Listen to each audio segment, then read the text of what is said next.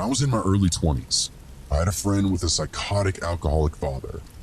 She didn't live with him, she lived in a remote little coastal town. Now and again, we would go together to visit him and stay the night.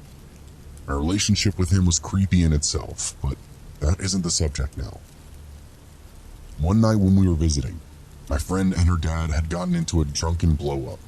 He kicked us out of the house. This was around midnight. We'd gotten a lift down and I hadn't had a car. My friend's dad lived about 4 kilometers out of town, by the way of a dirt road. So we started walking down that dirt road back to town, where there was a telephone booth. This was in the days before it was commonplace to have a mobile phone. I was going to call my folks, who lived about an hour and a half away, and see if they would come get us. The whole way to town, my friend was drunkenly moaning and crying about her broken relationship with her father, and she hadn't let up by the time we finally reached the phone booth. She sat on the bench next to the phone while I woke my parents up. They agreed to come and get us, and I sat down on the bench for a long wait. Shortly after this, a van appeared up and parked just behind the bench we were sitting on, maybe 5 meters away. There were 2 young men in the front seats, and they were looking directly at us.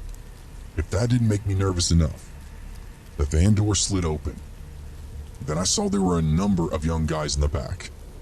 I don't remember how many exactly, but definitely more than 2. The place that we were sitting at was completely deserted. There were no houses nearby, just more road. No people, nowhere to run, no one driving by. It was a shitty little nowhere town. I stood up so I could see them better. I kept my eyes fixed on the van full of men, acutely aware of our vulnerability. What I saw was that they were looking back at us.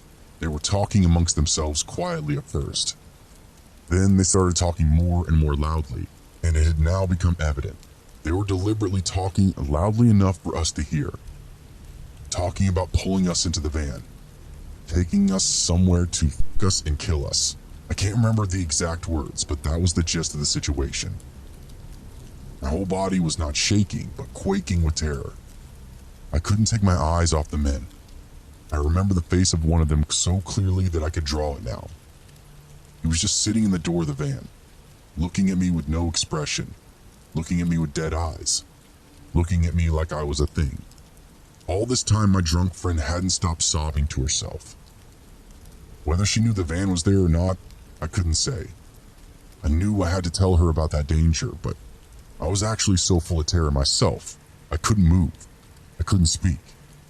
That was when the most incredible thing happened.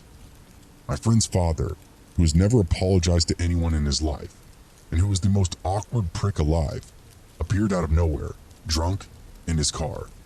It's hard to describe how unlikely it was for him to do this. He could hold a grudge like no one you've ever met. He was such a stubborn man.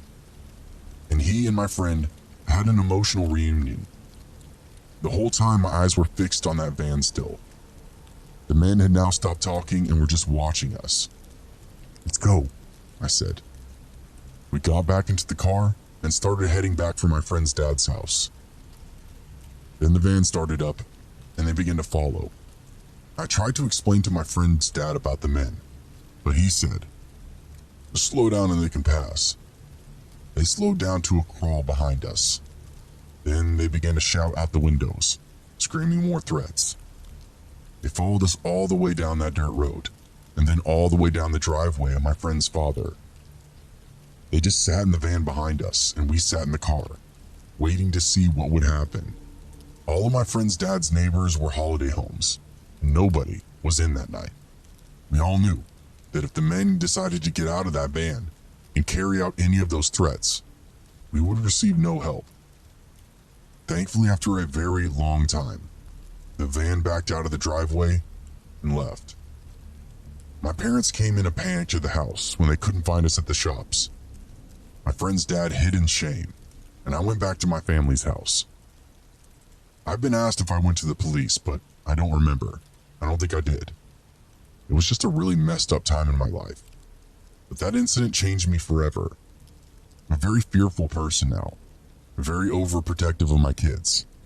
And I don't want to change, because I'd rather be like this than accidentally trust one of the millions and millions of psychos out there.